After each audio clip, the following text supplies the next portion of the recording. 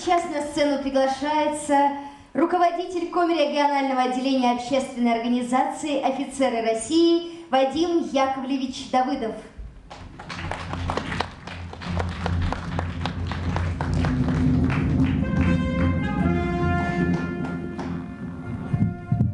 Добрый день, уважаемые друзья.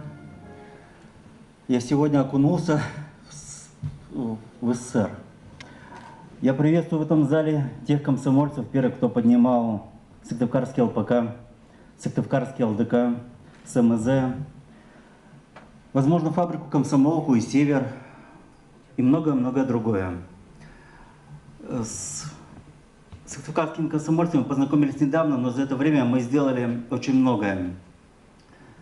Благодаря совместным действиям мы посещаем и школы, и интернаты, и также, вот как здесь присутствует у нас Верхничевский реабилитационный центр. Ну ладно, больше говорить не буду. Благодарность от регионального отделения Организации «Офицеры России» Михайловой Валерии Алексеевне, первому секретарю комитета Комреспубликанского отделения за поддержку ветеранского движения, за активную помощь Организации «Офицеры России» в подготовке и проведении мероприятий, посвященных памятным датам. Председатель президиума регионального отделения в Республике Коми генерал-майор Волков.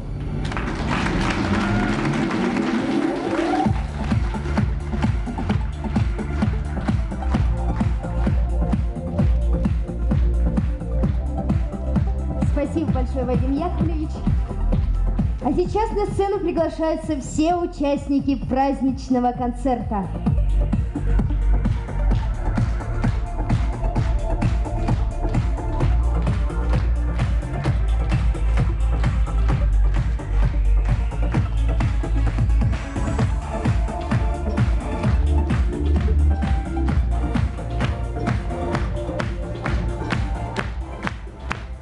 Для вас звучит «Интернационал».